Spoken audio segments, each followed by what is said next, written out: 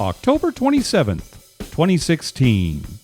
From El Cajon, California, this is episode 112 of You Can Bet On That. Hi, everybody. Welcome to You Can Bet On That, a podcast for the recreational gambler. My name is Mark Duvall, and sitting across from me is Dr. Mike. Hello. So that was some kind of Vegas trip, huh? Yeah. That was that was a great Vegas trip. A great trip. Yeah, we're back from VIMFP. We're going to be talking about our VIMFP trip. It turned out to be quite a trip. Yeah, it's funny because we have the pre-VIMFP show, then we have the show from VIMFP. Right. And now the post-wrap-up show. Yeah. And usually this maybe isn't as exciting as the VIMFP episode or the pre. The thing about the episode we actually did at VIMFP is we didn't really talk about anything we did at VIMFP. Right. It was just all, older stories. So yeah, we tried to. We didn't want to spoil all the good stuff that we've got for this show. Yeah. Right? Plus, things happened after our show, too. So, right. Right. Most of the action was after our show, actually. All right, so we'll get to that soon, but we do have some other things to cover. First of all, so when this episode posts, we're doing it the night before. So tomorrow, Mike, is my first trip up to the San Diego Zoo Safari Park. Oh, nice. All right, and so I'll be going to Harrah's while David So is tomorrow, Thursday, is a 12 times multiplier. That's right, my friend. 12 times multiplier. Gosh, you lucky. And it's funny, when Mike got here, he said, boy, we haven't played craps in a while. It's not, we're going to be playing Friday. And I held my tongue thinking, well, I'm going to be playing tomorrow. So you're going to play Thursday and Friday. This is the funny thing, right? We were having a family dinner, and I was telling my sister about this. She said, oh, well, you're going up Thursday, so you won't be going up Friday? And my wife, she laughed. Like, that's a good one. Yeah, that's exactly like when we tell my wife we're going to be home at 1, and she laughs, and I'll see you at 4. Yeah, exactly. All right, a couple of things in the news. So back in 2012, professional poker player Phil Ivey used a technique called edge sorting to gain an advantage at the baccarat tables at the Borgata in Atlantic City. And he'd done something like this, similar to this in London as well. He and his partner asked the casino for some special favors, specifically that the dealer rotate certain cards 90 degrees and that they use an automatic shuffle machine. And the casino agreed to these requests. See, that's the thing. The casino agreed to what he wanted to do. Ivy and his partner, they did not manipulate the cards at all. They asked for this special treatment, and the casino said, okay. Yeah, see, that's problem one. We've talked about it in the past. The way he got the advantage was these cards were marked in such a way that if you turn them 90 degrees, the backs are a little bit different. It's not completely symmetrical. So he could tell the values of certain cards coming off the shoe and make a bet accordingly. Anyway, we've talked about it in a previous episode. So a New Jersey judge has ruled that Ivy and his partner did not cheat and they did not commit fraud, but they violated the Casino Control Act. What? And so now he must repay the money that he won. What? Explain that to me. Well, I'm not a lawyer, Mike, so I cannot explain it. I know, but come on, you must have some insight. It's just, I have no idea what this Casino Control Act says. You didn't look that up? No, I didn't want to bother with all the, jargon and what have you. But clearly this isn't over either, because Ivy has countersued, and so, I'm sure it'll be in courts. This will go to some appeals. But hey, whoever's a lawyer out there, call us up and explain how that can be. Well, of course, everybody on podcasts, and even Dr. Dave tweeted about it, saying, hey, this is, ridiculous. And I'm sure the guys at Gambling with an Edge, right, are saying, he asked for certain treatment. He got that treatment because the casino agreed to it. Yeah, to me, now I'm not an attorney either, but once they agree to it, isn't that a done deal? I mean, it'd be like, me asking you for $5 and you say, okay, here you go. And then you give it to me and you say, wait a minute. No, you got to give that back. Well, you just agreed to give it to me. That's right. I mean, of course, if you ask me for $5, I'd expect you to give it back. So I don't know if that's a perfect example or not. It's not a perfect example, but chances of you getting your $5 back are slim. Yeah, that's slim. Yeah, I know that for sure. Yeah. Anyway, so that's not over. I'm sure we'll talk about it again. We got listener Travis alerted us to an offer that people who have the Total Rewards Visa card can take advantage of. You don't have the card, do you? No, I don't either. I don't either. I know some people do, because you can earn tier credits and reward credits and what have you. So anyway, when you opt into this offer, you'll earn 200 reward credits for every purchase that you make outside of Total Rewards destinations, between October 24th and October 30th of this year. So 200 reward credits. That's so for those that's 6 $2. days? Yeah, for those 6 days, that's $2. $2. So I mean, if you're just getting gas, $20, you get $2 back, or even just you go get a coffee at Starbucks and you charge it. You'll get 200 reward credits. It's not real money, but it's 200. Is that the max you can get? Each transaction it's 200. I don't know if there's a max. There may be a max. I didn't see it. Yeah. Anyway, I'll post a link to it for people who have the credit card so you can take advantage of it. You got to opt in. Why don't you have one of those credit cards? Because we've already got credit cards, and honestly, earning points at Harrah's and Caesars doesn't help. It wouldn't do that much for me because of how much I play. I'm sure it's the same with you too, right? How much more would you get from it? Yeah, I wouldn't get much more from it, and we already have credit cards. And here's the other thing. I mean, I use a work credit card, which I put thousands of dollars on. Yeah. And get lots of points. Yeah. So and we have cashback cards. I'd rather get cash. Right, well, and plus that's the other thing too. If I had a credit card, it's not really fair to my wife to say, "Hey, everything that we're getting, it's going towards Caesar's properties." Is that okay? All the credit cards we use, not air miles or anything. You just want to buy junk at Caesar's, right? Couple things coming up. So the World Series of Poker Final Table is coming up this week. Coverage starts this Sunday, October 30th.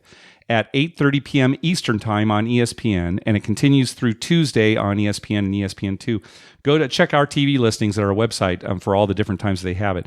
Just like last year, it's going to be on a 30-minute time delay. So viewers will be able to see the whole cards, but it's a 30-minute time delay. So, yeah. That's nice. I like the way they do it. I like starting on Sunday night, too. Yeah, that is nice.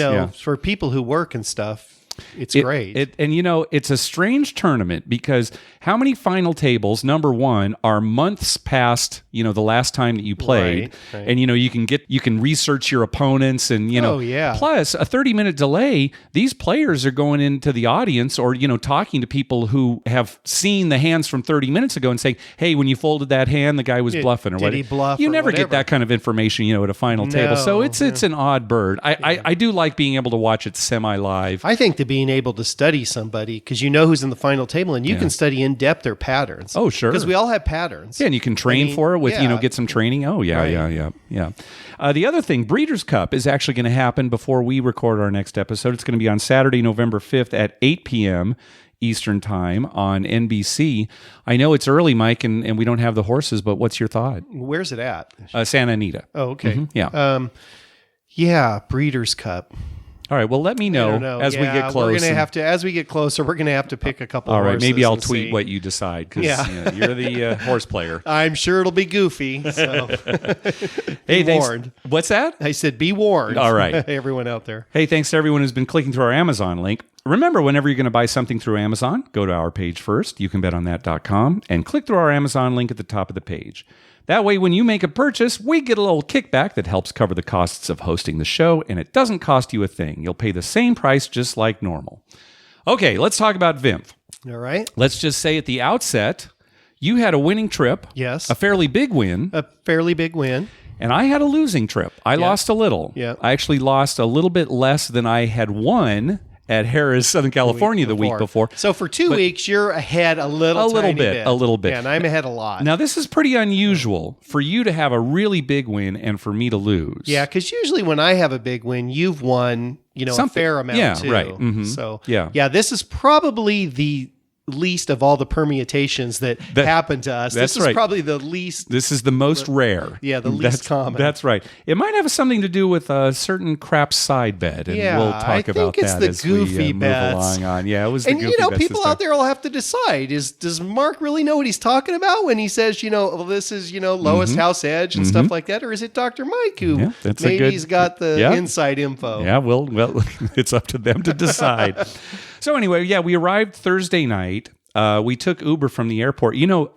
I'll tell you, that ride sharing area at McCarran, that's busy. That was a Thursday night packed. too. It was packed. I think they're going to have to come up with some other location or something to deal with all the new. It was Thursday night, and there were so many people out there. I was sitting there thinking, well, how in the hell are we going to find our ride? I know. Because there were so many people And there was a big lineup of the Uber and Lyft cars coming in. So, I'm looking at my phone and it's like, well, he's here. He's been here for like 5 minutes, but he's just stuck in all the traffic trying to get in. So it did go fairly smooth. It did. Though, it was still faster than the taxi line. That's for sure. Based on our experience. I was telling somebody today at work, our Uber experiences have been really good. Yes. At least mine have. And you hear stories about... Well, of course, you hear the stories, right? The boring stories don't make the news, right? Right. But ours have been great. I mean, the guy who picked us up at the airport was wonderful. He took the shortest way to downtown. And, he drove normal. It wasn't some crazy ride or anything. So I have to say I love it. I know. And it was cheaper. It's cheaper. Yeah, we're sold on it. So that first night we stayed at Golden Gate. We actually couldn't get a room there for all 4 nights. Or I say you shouldn't, because I depend on you to get the free rooms. You waited so long to make your arrangements. Depending on me is a problem because I always wait. I just put it off. Oh, yeah, I'll do that tomorrow. And then 3 weeks later, I finally do it. I can't go to the rodeo finals at December because once again, I waited too late. Really? When I called last week, they're all sold out. You can't even get it comped through your host and everything? Nothing. Really? Yeah, it's sold out. I mean, you wait too long. It's a big deal. That's a big deal, Yeah, and I should have done that like in probably early September or something. No, that's what you have to deal with. That's right. That's right. But anyway, so that was the only night we stayed at Golden Gate. I went straight to bed, just like I said I was going to. Just like he said he did. He went in straight to bed. Actually, I went to ABC store first and bought some stuff, got you a Mountain Dew, brought it back to the table. I actually said hello to some listeners because you were already playing by that point. Right. Some people had already come up to the table, but then straight to bed. Mark brought me a Mountain Dew. I had the worst headache. The worst headache. I don't know why. We left. I was fine. We got off the plane. I had this terrible headache. But the Mountain Dew and the 4 Red Bulls in a 4-hour period got rid of the headache completely. Nice. So, of course, I had to talk all night long. Oh my gosh. So yeah, I went straight to bed. It took me a little while to get to sleep, as it always does the first night in Vegas, right? And then you came in at about 4 a.m.? About 4 a.m. I stayed down and played craps with listener Kevin. And him and I, at one point, it was just him and I on the table. Yeah. And we were having some pretty good rolls. I mean, we figured out that if we threw the dice off the table enough, our point would come up. Oh, good. So, you got a system going I'm sure the dealers love that. Yeah. But so did you get to the point where you were like deliberately throwing it off the table to make your point? I don't think either one of us did that, but he did seem to go off a lot. Right. I don't know if it was, at least it wasn't on my part. I don't know about Kevin. Right. Yeah. But finally, it got a little cold and Kevin went to play some blackjack or something. So I rolled a couple more times and finally I thought, I got to go to bed. Yeah. Although I wasn't tired because I had all this Red Bull. Yeah, I know you weren't tired because you woke me up at 4 a.m. coming into the room and then you just yap. Just like, just go to sleep. It's 4 a.m. I talked so much for like the next hour and a half. You're laying in bed and I just kept talking. I don't know what I was talking about. I don't even remember. Well, so anyway, that was at Golden Gate. And then the next morning we woke up, we immediately took our bags over to Downtown Grand where we had reservations for the next 2 nights. Right. And we checked in there probably around 10 o'clock in the morning. Yep. And it was no problem. We didn't get charged like an early check-in or anything. They just checked us in right there. Room keys and everything. Yeah, that worked out good. Now, so we only had that room for 2 nights. We needed one more night. And we actually asked the woman at the desk, can we get a 3rd night here? And she couldn't help us. She said we had to call reservations. Yeah, which kind of surprised me. You'd think you'd be able to go up to the desk and I mean, at least she could look something up, isn't right? That what they do? Yeah, but she said, no, you had to call reservations. So they gave us a number. And then we headed over to the Golden Gate because we were going to do a learn as you play craps session there for novice craps players to come over. So we went over there early and just started playing there at the Golden Gate. They have 2 tables. We were playing on the table that was open. I think it was going okay for us. Yeah, we were doing okay. They opened the second table and, people started playing there too. And I'm thinking to myself, well, I thought we were going to have kind of a reserve table for this, learn as you play. And so I'm starting to get nervous, like, I hope they're expecting us at 1 o'clock was the time. And I'm looking around for Chuck, he's the one who set it up.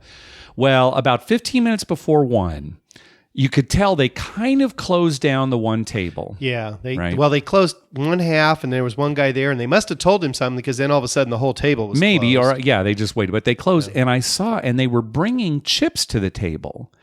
And as it turned out, this was great.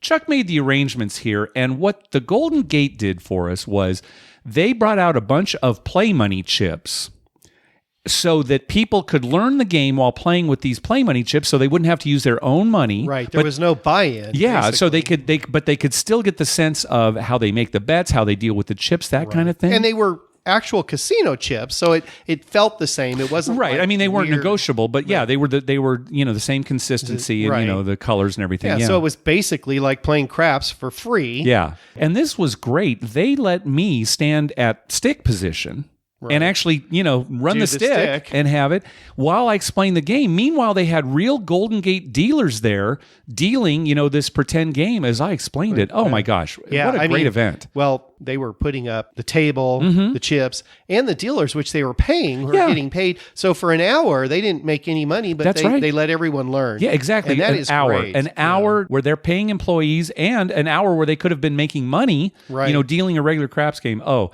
I mean, just hats off to Golden Gate for setting that up. And of course, Derek Stevens and Chuck for getting it all set up. Yeah, it was wonderful. It really was great. Yeah. And I think everyone got a lot out of that. I think so. I mean, there were people who, at the end, I felt like they pretty much knew the game. We covered virtually everything. Yeah. And I think most people there, at least on my side of the table, they understood the basics. It was nice to have you there too. Kind of, I would say something to the whole table, and then you could kind of, explain other things to the Right. people around you too. Yeah, So it that was worked good. out good. I think everyone learned. Yeah. The only thing that was bad was I actually moved the dice In the wrong counterclockwise direction. around the table. I don't know how I ended up doing that. And when you moved them, I said something, but you were so busy talking that you just kind of ignored me. And I thought, oh, what the heck? Nobody's going to know that but me and the dealers. Yeah. Dealers are probably thinking, this guy's an idiot. I didn't realize it till after it was done. I said, oh, I was pushing the dice the wrong way around the table to new Well, shooters. it actually probably made a little more sense to the people at the table. Because you started in one corner and you went Oh yeah, I backwards know. instead of crossing to the other if side. I'd been thinking about it, I would have started the other side to the realization. Right. Anyway, so after that was the VIMF icebreaker there at the Prohibition Bar at Golden Gate, and then afterwards was the opening ceremonies that Chuck and Hunter did outside of Golden Gate, and then we went on our parade, on the Usual VIMF parade around yeah. everything. I love the people on the Fremont Street just looking at you like, what the hell is going on? What kind of parade is this? Yeah, it's all it's just a bunch people of walking. normal-looking people. There's nothing special about them at all. What's going on? Did you hand out money like you did last year? I did hand out a little bit of money, but not a lot. Afterwards, we went to Mannequin Piss, where Chuck led us in the oath for VIMF. Then we were going to kill some time before the VIMFtucky Derby. So the VIMFtucky Derby is the contest that we have at the Sigma Derby machine upstairs at the D. The little horses that run around. So we got over to the D about a half hour before that was supposed to start. Right. And we were at the craps table. Well, that was weird. I wonder why we started playing craps. Yeah, well, we were looking for something to do, I think. Yeah, So just bored. Anyway, we were playing there, and we got on this hot roll. And I'm looking at my watch, Yeah. and it's like, oh, we're going to be late for the VIMFtucky Derby. I mean, it was like 5 till, and the guy was having a great roll. It was a great roll, and it kept going. Yeah. I think finally 7 out, it was almost a quarter after. Yeah. So we were like already 15 minutes late. Yeah, and I was like trying to send messages to Adam Vegas Fanboy and Tim and Michelle and whoever I could think of to say, we're coming, we're on a hot roll, just wait for us. But anyway, by the time we got up there, we'd been scratched. Yeah. Yeah, it was. So we missed the whole event. You just see people, those you can bet on that idiots. Can't pull themselves away from the craps table. Oh well, I even offered to Hunter. I said, "Hey, we'll pay the entry fee, because Sure. I mean it was our fault." And he said, "Oh no, that doesn't. No, that's fine." Well, So yeah, we'd be happy to do that though. so anyway, we missed out on that. After that, you had a meal credit. Still, you had food credit for Golden Gate. Right, I had a food credit. Right. And we hadn't eaten No. all day, right? We didn't have any breakfast. I had like some fruit for breakfast. You That had was a it. fruit cup. I think you ate more fruit cups on this trip than I've ever seen anybody I eat. was trying to pace myself. I knew that if I ate a bunch of crap, which I do in the past, and drink, that I would be hurting. So I was trying to eat healthy. Oh, God. How many people, I'm going to go to Vegas, go to bed early, I'm going to eat healthy, I'm not going to drink anything. I'm happy you played craps. I did drink a lot less too. I can't figure it out. We'll kind of talk about that because the last night I thought I was going to drink a lot, but things turned out not quite as we expected. So anyway, you had a food credit still at Golden Gate, so we said, well, let's try do Pars again, because we had a bad experience before. Yeah. But it was at night. We didn't have to wait. We just walked up to the counter, sat at the counter. Well, the guy said, do you want to sit at the counter? Yeah. Yeah, sure. That worked out great because we had some bad service last time. And just sitting there at the counter, she's just boom, boom, boom. She's right there. She's right there. And I had pancakes and eggs. And what'd you have? I don't even remember. I had a open-faced hot beef sandwich. Oh, that's right. Yeah. And it was excellent. Yeah, and my stuff was good too. So a good experience to do Pars. So that kind of we made had up for good food and it was fast and everything went great. Yeah. Then we went back to downtown Grand, feeling kind of tired, but we played a little bit more at craps there. And while we were there, casino host introduced himself to you. Yes. And that's when and we hadn't called reservations yet. No. And that's when you said, as usual, we were putting it off. Probably. Right. But anyway, you talked to the host and you said, hey, we need a room for that third night. Right. And he said, oh, yeah, I'll take care of it. Yeah, right? he took care of everything. Yeah. Got us a room and got us all checked in and everything. So that was all taken care of. So that was great. Yeah, downtown Grand was good. I had a voucher there for $160 of free play each day. Each day For 3 days. Uh-huh. So I got $160, which it was kind of weird because they give you a little printout thing, and it's like you got to play all 160. Oh, at one time. It's bet. not like for a slot or anything? No. It was a table game one time? One time, $160. Oh, okay. So that is strange. Yeah, but I put it in the field and won. Got Good. a 4. The second one I put in the field, got a 10 and won. Uh-huh. And then the third one I put on the pass line, I believe. Yeah, that sounds right. Didn't win that. Yeah. Well, pass line, you're crazy. You got to put money in the field. I should have put That's what we always say. And it's funny because I put it on the pass line, the point comes up, it's like 9. I would have won in the field. Yeah, there you go. Yeah, there you go. So actually, playing at Downtown Grand was great. We took advantage of the free buy bets on the 4 and 10, which they still have.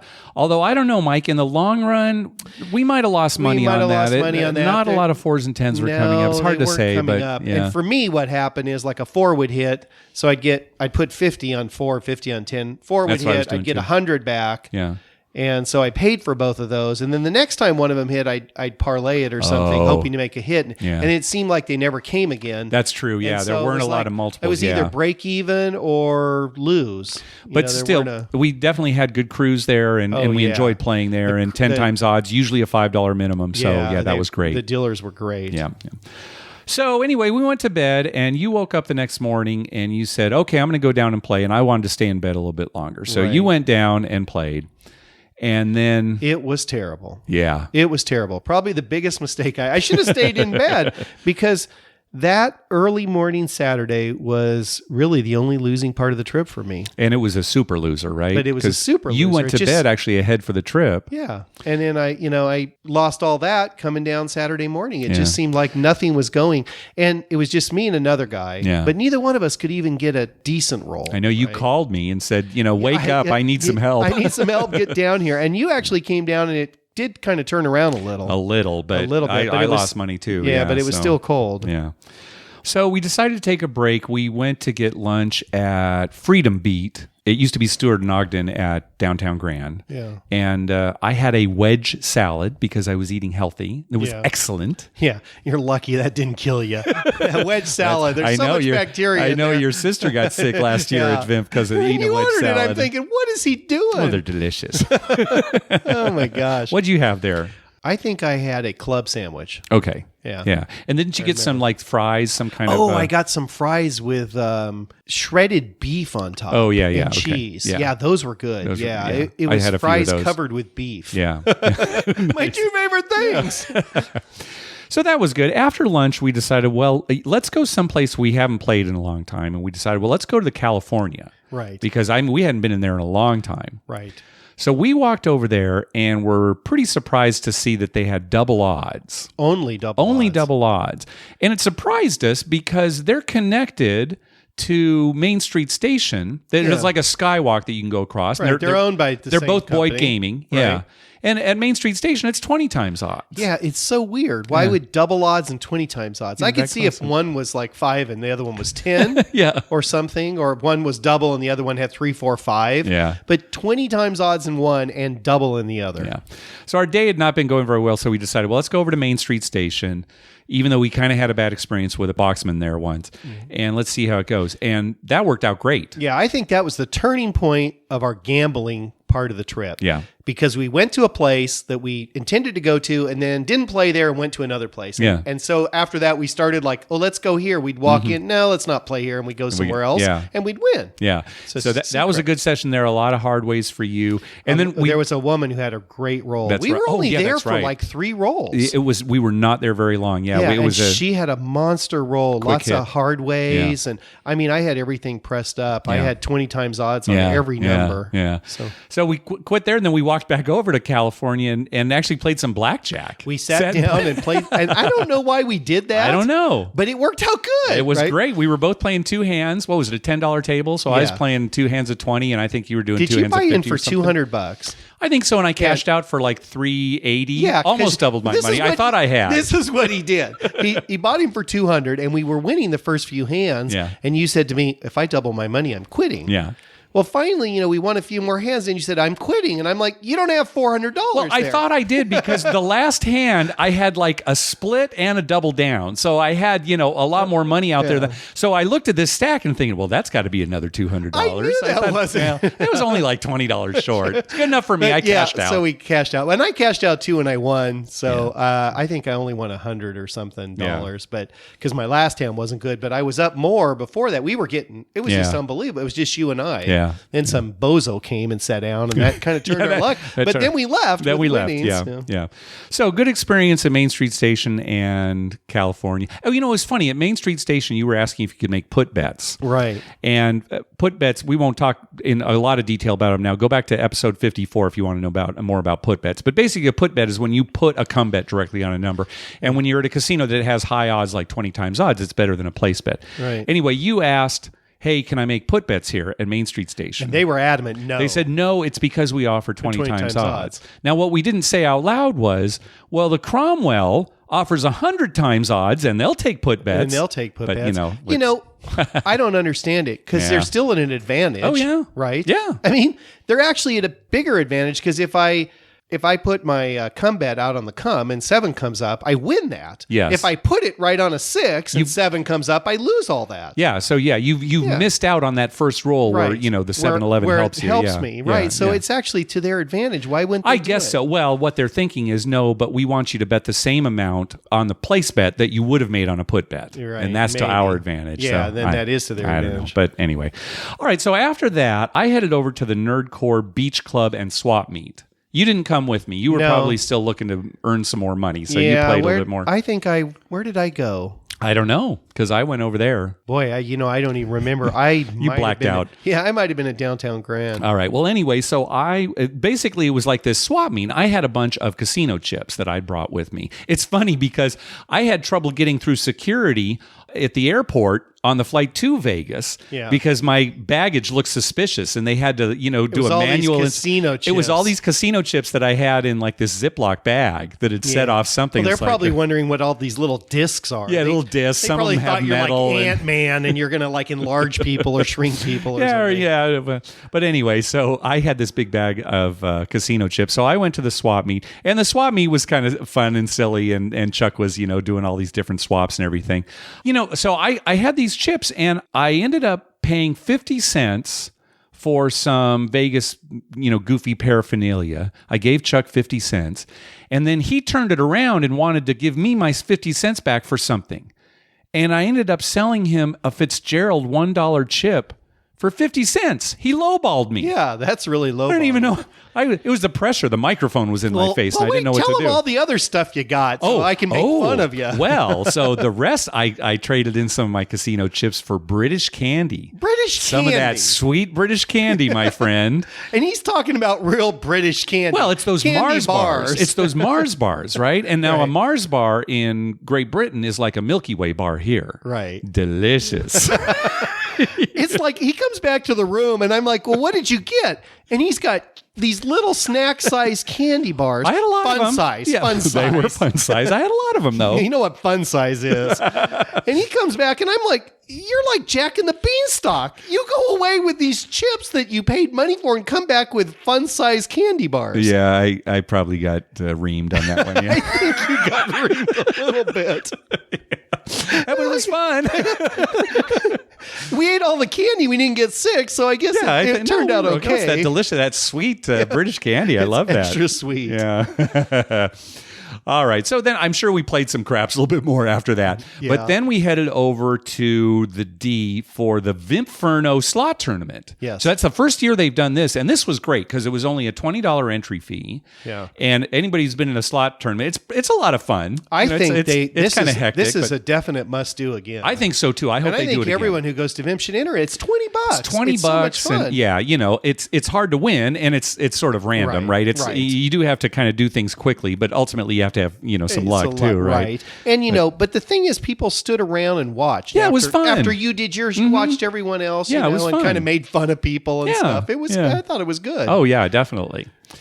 So then it was time for the main event. We got in line early, and so we got pretty good seats after the boosters. I tried to sign up to be a booster when they first announced it, and I got shut out. By the time I went to the website, I got shut out. So all the boosters got in first, but Chuck was able to get everybody who was there into the D showroom. So that was great. Yeah, they were packed in there. Yeah, it was great. That was really great.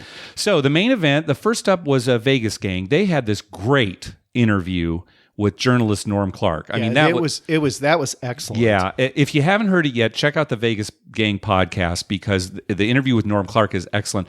Loved his stories. I loved his Pete Rose story. Yeah, Pete. Yeah. I've repeated that like 3 times now to friends of mine who are sports fans. Yeah. And they get a big kick out of that. That's a good story. Yeah, it really is. Because you could see Pete Rose hitting somebody, absolutely. right? Yeah. Well, don't spoil it. Well, okay. All right.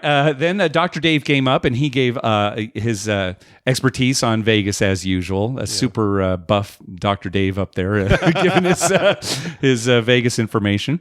Then it was 5 Honey by Midnight, Tim and Michelle, of course, and we bought them fireball shots. I went up and bought some and gave them to them beforehand. Yeah, I don't know if that was such a good idea. Yeah, I don't know because Michelle had some issues later on. Yeah. They had to kind of help her out of there, and I feel like we contributed to that. You didn't force her to drink the fireball, no, but I didn't, but she downed it pretty quick. I said, did she? Well, anyway.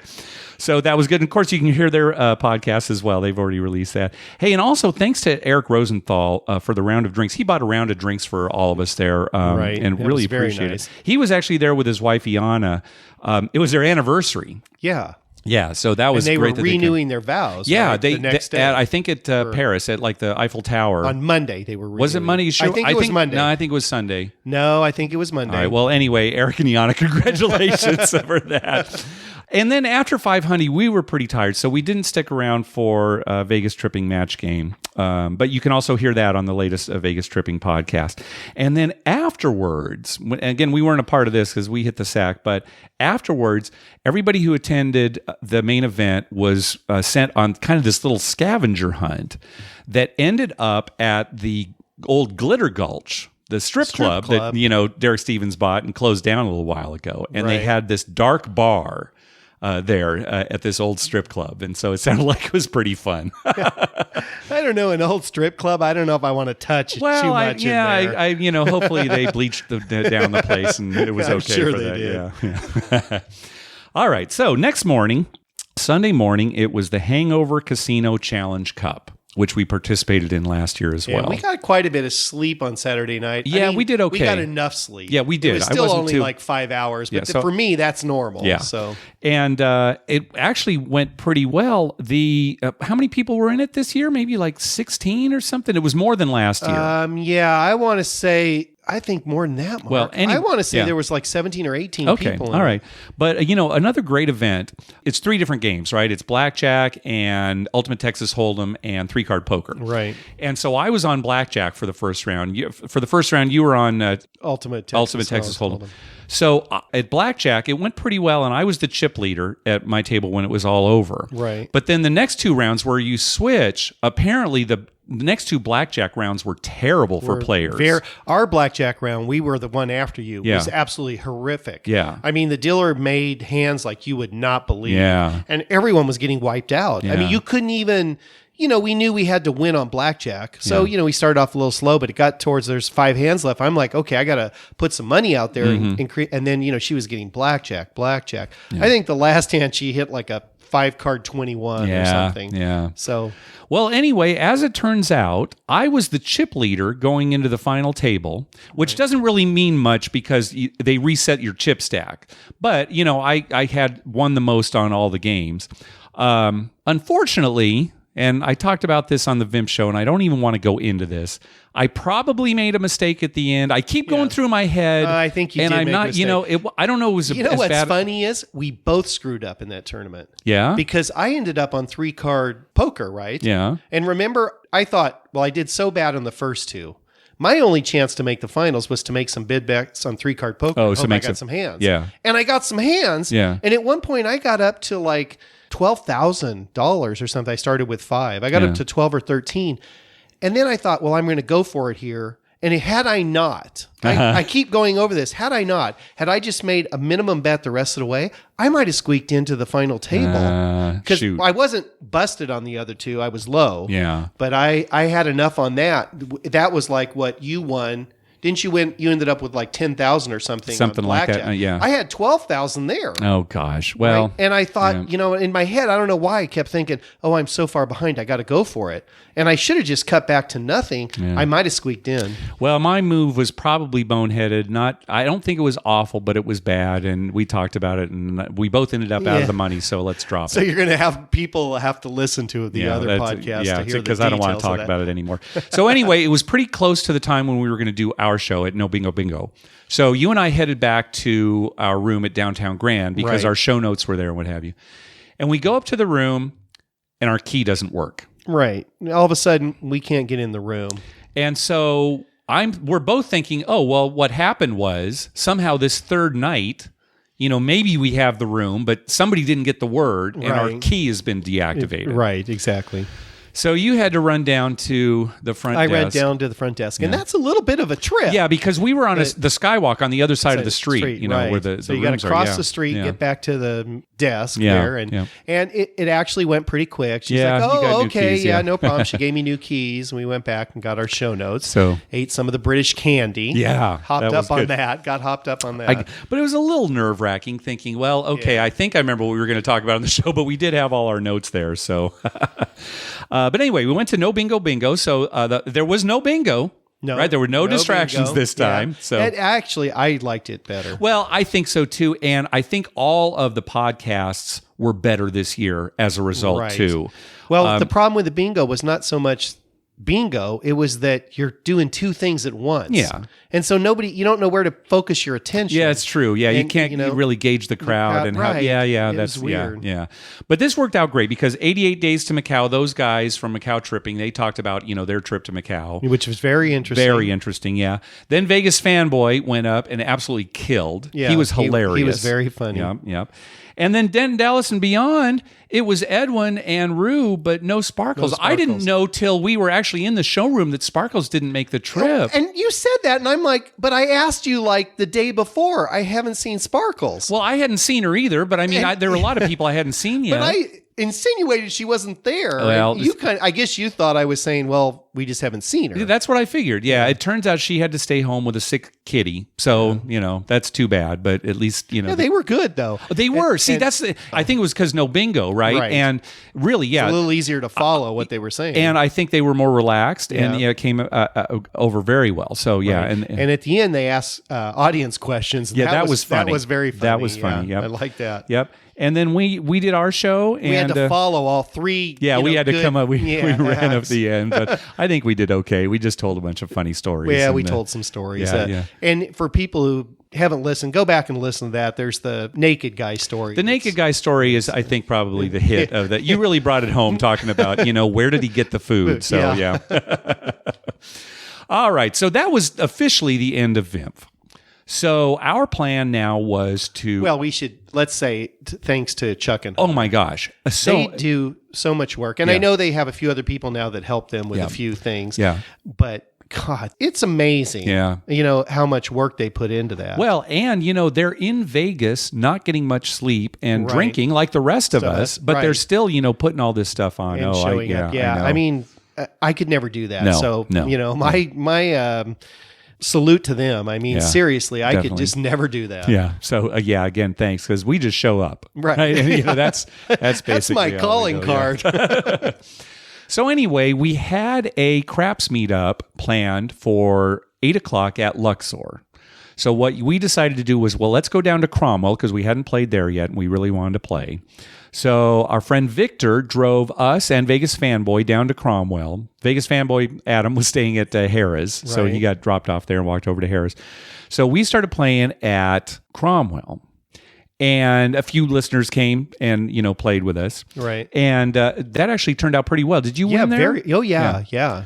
Once again, great crew. Never got to a full 100 times odds, but I had 50, 60 times odds. Okay. Quite a few times. Yeah. And we had some good rolls. There was the Dodgers were playing the Cubs on TV. Oh, yeah. And there was a Dodger fan there who was...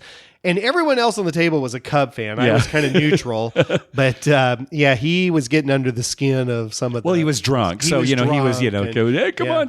And it's funny because when he had the dice, we started calling him Steve Garvey. Yeah. Instead of Lee Harvey. We called him Steve Garvey. and he rolled the dice one time, Mike. I've never seen anything like this.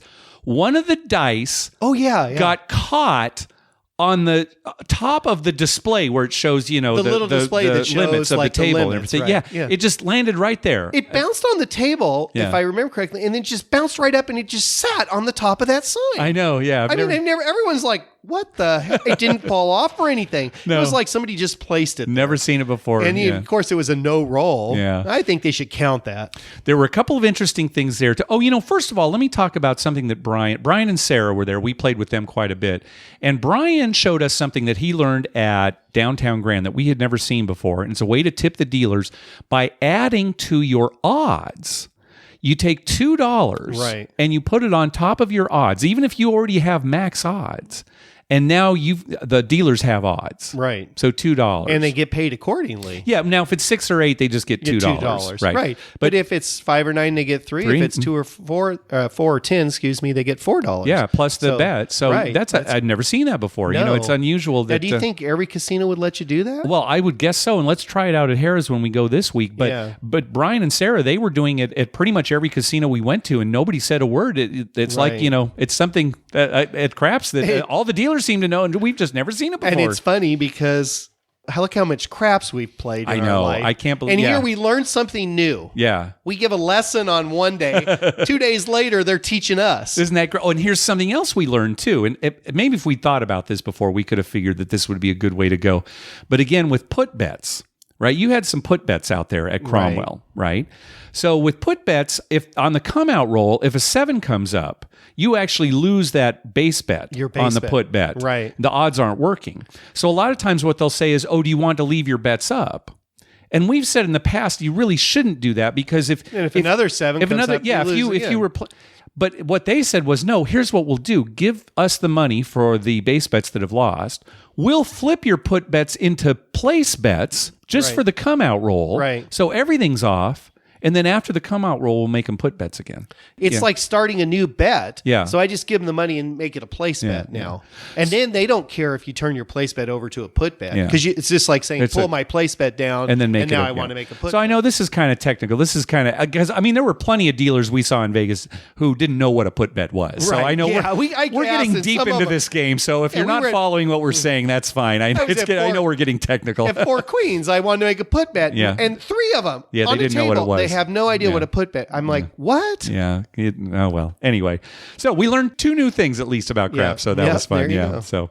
Anyway, so then we went and got some dinner. We went to Johnny Rockets. We didn't have any big meals. We didn't when we're in Vegas, especially since we weren't there with family or anything. We just ate wherever we could. Our quickly. friend Paul was there with us downtown, and he asked me the next day when we were back home at bowling. He said, "What'd you guys eat? Where'd you eat?" Yeah, right. So he was kind of complaining about the food downtown. Okay, I guess they went to some buffets. They didn't have good buffets. Yeah, I said, "Well, you went to a buffet, Yeah, and I'm like, "Well, we just went to fast food, basically." Yeah, that is what we did. It's true. It's true. And usually we do kind of try and get a good meal in, But we had other stuff to do. We had other stuff to do. Yeah, you're talking about Paul. We've mentioned it before, one of our best friends who was there during VIMP weekend, who was staying at Four Queens, and who we hardly saw at all, and who didn't come to our show and anything like that. He kind of has a lame excuse when he's down on the Strip the same day. Yeah, but when he's like downtown. In the casino next door to the one we're in.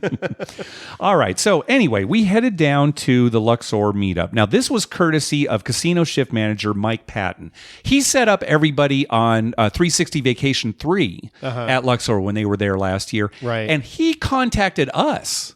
He said, hey, are you going to be doing anything for VIMF? Can I set you up for anything during the VIMF weekend? So he actually contacted us. Yeah, and he was wonderful. Oh, wasn't he great? Oh, he was wonderful. I came back and said, hey, can we play craps there at 8 o'clock? So he said, yeah, I'll have a table for you, $5 minimum. Yeah.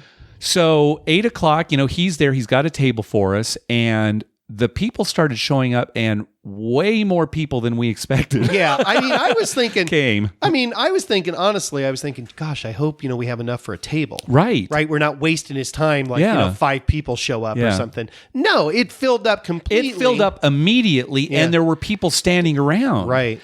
And so I'm thinking, oh no, because I'm thinking people showed up, and now they're not going to be able to play. So I went over to Mike and I said, hey, we've got way more people than we thought. Do you think you'd be able to open another table? And he said, yeah, let me see what I could do. And within like 10 minutes, another table opened for us. And you know what amazed me? How fast that other table opened. I know. Because usually, like at RinCon, right, when they're going to open a new table, they got to come and they count. And get the dealers. And, It takes forever, right? Sometimes it's 25 minutes before you get that open. That was open so quick and full, and people, and that table filled up. Yeah. And then a couple of our listeners I know had to go play at one of the other 2 tables. Really? That were open. Yeah. Wow. Well, it was fantastic. Not just the service that they gave us at Luxor, and they even had little gift bags. Yeah, at the end they gave everyone a gift bag. It had like a deck of cards and some dice, a little keychain, and everything. Keychain. Yeah. Not only that, but at the first table, within 20 minutes, right? We hit the all small tall. Yeah, it was listener Lindsay. Okay, her and her fiance Gary were there. Turns out Lindsay's parents live within a stone's throw of my house. Oh, really? She grew up. She went to the same middle school that my daughter goes to, same high school my daughter is going to, same grade school. Yeah. And Gary's from that area too. Yeah. And now they're engaged and they live right here in La Mesa, close to your house. Close to me, yeah. But anyway, Lindsay got the dice and she just had a great roll. Yeah. And when she needed, I think she got one side and I think it was either a 2 or a 12. Yeah. And within like 2 rolls after she got everything else, she rolled that 2 or 12. Yeah. And I did a victory lap around the... so we haven't talked about it yet, but all tall, small. We've talked about it on the show before, but it's kind of a long shot bet. It's a side bet at the craps table that I never bet. Right. But almost everybody at the table had this bet when it hit. Yes. And we all did. I think everybody The did. all small and the all tall pay 35 for one each, and the all... Make 'em all pays 176 for one. Right. So, people made a killing. Yeah. And so, meanwhile, the other table has opened, and I say to you, Mike, I'm going to go to the other table so that you're at one. Right. And I'm thinking, I'm glad that another table opened so people are able to play. Right. But it's a shame that we couldn't all have been a part of the all small tall. Within 20 minutes, this second table, we hit the all small tall. Can you believe that? I heard them all cheering. I was like, oh my God. Unbelievable. And so you said, Mark, you got to do a victory lap. So I did. I did his victory lap around the pit. I'll tell you, that was a big pit. I was tired. I know. I was breathing hard. I'm thinking, wait a second, this is a long way to go. About halfway around, I'm like, why did I do this? I had planned on drinking quite a lot that last night, but with so many people that showed up, I thought, I've got to kind of be on my game a little bit. And I was kind of getting a headache. So I thought, well, all right, I'm not going to drink. So I really didn't drink that night. But I drank probably as much as you did that night. I was really? Yeah, I was getting drinks because one of our friends, Alistair, was standing next to me. Yeah. And he ordered, and I never think about this. He ordered a margarita. Yeah. And I never think of that in a casino. Oh, I never think of that either at a table. Yeah. I love margaritas because, here in San Diego, we drink those a lot. Yeah, we get them. And so, I got a couple of margaritas. Right. And, they weren't super strong, but they were good. Yeah. They were good. So, I drank a little. The great thing is, so your table hits the all tall, all small. Yeah. A few minutes after that, dice have moved all the way around the table. They get back to Lindsay. She had like just a regular roll. And then her fiance, Gary, gets the dice. Yeah. and had a monster roll. He hit half of the all tall, all small. Okay. He hit I can't remember one of them. Right. He hit one of them. He never got them all, but he rolled so many hard ways. It was crazy. Yeah. So after his roll, I had made back everything I had lost and was back up way again. And you were bad-mouthing me to the players of the table, right? Oh, yeah. Because all the money you were making on hard ways, right? Hard ways and the all tall, all small. I made all that money. And, you were like just breaking even, right? I think for that whole Luxor session, I basically broke even. And I cleaned up. So I don't know what to tell you. All right, yeah. I parlayed. I started with a $5 hard 8, I think, and it went to 50, went to 100, hit it at 150, went to 200 and hit it. And I was hitting it for him and the dealers. I mean, we were going crazy. Yeah. Well, I mean, what an event. Well, we couldn't even have imagined. Thanks again to Mike, Pat, and everybody at Luxor. It was just terrific. When we left, Mike walked us out. Oh, that's the other thing. We said, Mike, where does Uber pick up? He walked us all the way out to the where they have and it him there, and I chatted the whole way out about football. Mm-hmm. Like he was like my buddy or something who, and he was so nice. Just great. Great experience down there. Yeah. So anyway, back to bed, and we woke up Monday morning, and really, I mean, you had a decent comeback, but you were still down for, excuse me. That's right. We headed back to downtown Grand that before we went to bed, we got wiped out. Yeah, we lost. Playing it afterwards at downtown. Right. Oh, that's right. It was not, it was that's not good. Right. And then we went to bed. All right. But we did wake up the next morning, still both of us down. Right. Just barely. Yeah, I was just barely. And so we decided, well, what are we going to do? And I think the downtown Grand table was not open yet. No. This was Monday morning. It was Monday morning, and that didn't open until 11. Right. And this was like about 8. So we were looking around, and we ended up at the D. We couldn't really decide where we were going to go. Yeah, but I think it was another thing. We said we were going to go somewhere, and then we got outside, and I said, no, let's just go to the D. It was closer. Yeah. So we started playing there, and long story short, we hit the all small tall twice there. All of them. In the course of an hour. Yeah, and we hit half of one. I rolled half of one, like the all tall. Yeah. Then I rolled all of them. Yeah. And then you got the dice and rolled all of them. That's right. So I'm not on the bet. No. And that's why ultimately I lost a little bit for the trip, but you were on it big time. Yes. And for the dealers as well. And for the dealers as well. And so you won a ton. All your money back that you were down for the trip, plus a lot more. Right. You dropped a ton for the dealers. A ton. They were very happy. Oh my gosh, it worked out so good. In fact, it's so funny. At one point, they were telling you where you could bet for them and where you couldn't in the maximum. Right. At one point, you actually said, well, what's the most I can bet for the dealers? Well, you know what started that is? They would not let me parlay their hard that's ways. right. That's right. They had to take it down. Yeah, I had you like couldn't piggyback. I had like $100 hard way for me and a $25 hard way for them. Yeah. The hard 8 comes up. I get 900. I wanted to take them to like 50 or something, and they couldn't. They said, no, we got to come down. You got to come down. And I was like, what? You can't parlay? I mean, because I asked to be piggyback, so you can't do that here. So I said, okay, well then, what's the max I can bet for a dealer? And the pit boss looked at me, and this is the best line ever. He looked at me and he said, sir, nobody's ever asked that. Let me check the book. And he laughed. Is he like there was some book? Yeah, like there's a rule. There's a rule. A maximum on how much a player can. Yeah, you were George. They called you George. That's a nickname for somebody who tips a lot. Right. They said you were like a monster George. When the dealer pushed, he told the other guy, this is our George. Yeah. So that's how gambling ended for the trip. And I had a nice comeback too. I mean, I was down quite a bit, and I got more than half of my losses back just on that last table. I'm just laying into Mark at this point about why he's not on these bets. I mean, I'm cleaning up. I mean, my rack was why you won full of $500 chips. Yeah, I posted it to Twitter, yep. And Mark wasn't betting any of them. No. So, the rolls were good, right? Yeah, I was still making money. Yeah. He was making money, just not a lot. And so then I said, well, I've had enough of this. So I just started making a bet for me, a bet for the dealers, and a bet for Mark. I just put him on. Yeah. And it went around the table after I had rolled mine. It goes around the table.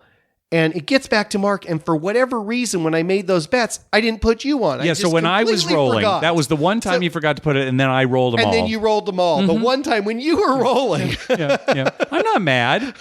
You were making smart bets. You can't be mad because you were making smart bets. But I'll tell you, I mean, the chances of winning Make 'em All is about 1 in 190. Now, it pays 176 for 1, but the chances of it actually happening are about 1 in 190. So Boy, did we beat the odds on a this. weekend Oh my like gosh. that. Well, it wasn't just there either. We hit a bunch of them at Golden Gate. Yeah, there were times where we hit, one side or the other that we didn't mention before. And but it was coming up a lot. At Golden Gate. Yes, I hit them all once at Golden Gate. I think on that whole trip, remember one time we got in too late on the roll? Yes. And there was a guy who had a quarter on each one. Oh my gosh, that's right. And he rolled them all just quarter so on each fast. one. That was so fast. He rolled them all. And we came in the middle of his roll. But we must have seen that hit at least 6 or 7 times during the trip. Make them all, It was crazy how it was coming up. It was coming up like crazy.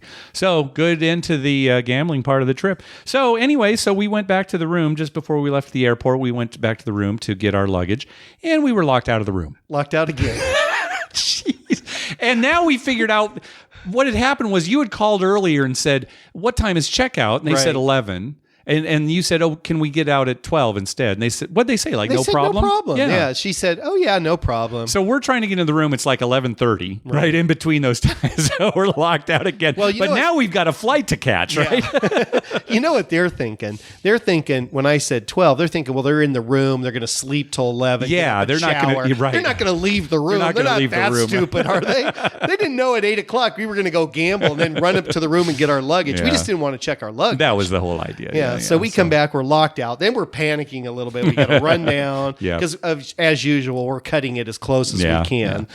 We got there in enough time to grab a burger at the airport. In fact, we ran into Taylor and Tara at the airport. They were right there, so we sat with them real quick and ate.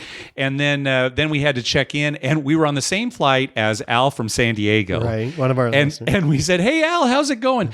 And he hasn't gotten on the plane yet. He's walking around with just this panic look on his in his eyes. Yeah. He's saying, "I don't know where my backpack is." He had put his backpack down somewhere, and we don't know exactly what was in it, but I have a feeling maybe cash, maybe his winnings, yeah.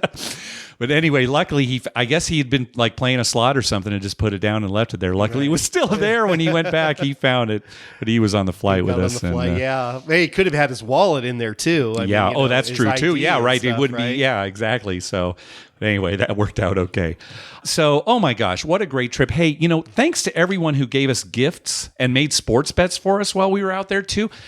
So many. I don't want to try to thank everybody individually because I know I'll leave somebody out and I don't want to do that. We just want to thank everybody how generous you were.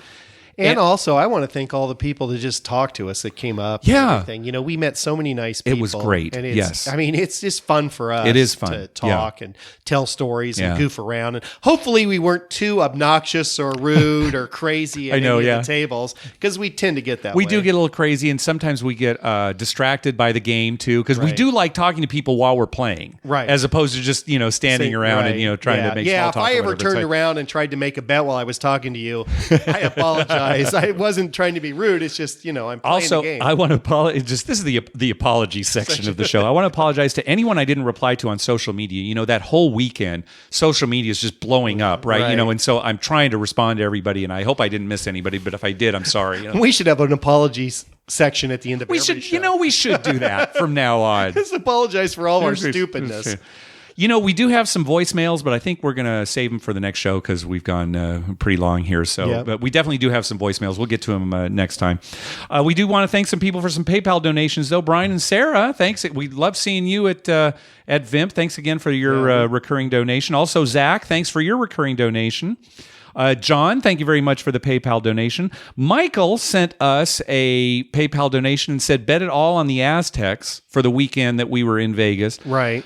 They won the game, but unfortunately they didn't cover. They were like 17.5-point favorites. Right, and it's funny because the next weekend they covered easily. Oh, I know. It was like 43 to 6 or something. No, 43 to 3. Yeah, they haven't given up a touchdown in 3 games. Wow. They've gone 3 games without giving up a touchdown. Yeah. They should be ranked. I'm throwing that in there. Yeah, at the I end know. It's that ranked. one bad loss that's keeping it from being ranked. But anyway, Guillermo, thank you very much. He says, you guys rock. Hope I can play craps with you soon. I hope so too. Yeah, that'd be great.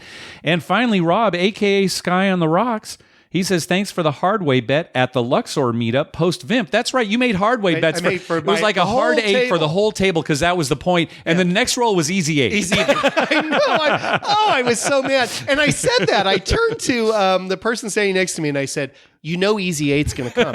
I mean, it's almost guaranteed we're going to make the point, right? Me making hardway bets for everybody. Yeah, that was funny. And Rob also introduced us to his son was there when we saw him. So again, he's Sky on the Rocks on Twitter. Hey, be sure to check out our TV listings showing all the gambling-related shows coming up within the next 2 weeks. We update those listings every Wednesday using a customized program to search through all the raw American TV data. Just go to our webpage, youcanbetonthat.com, and click on the link at the top that says TV listings. We'd love to hear from you. Call our voicemail hotline at 951-292-4377. That's 951-2-WAGERS. 951-2-WAGERS. Or you can email us at youcanbetonThat@gmail.com. Also, follow us on Twitter at YouCanBetOnThat. We tweet when we're heading to a casino, and we'd love to meet up with you. Like us on Facebook at facebook.com/YouCanBetOnThat. And finally, head on over to iTunes and write a review on us. When you do, it helps us get new listeners. Anything else related to VIMP or anything, Mike? Well, I was just going to say, because we spent so much time in Vegas and had such a good time, last Friday we didn't go to the casino. That's right. Because, our wives would have killed us. That's the honest reason.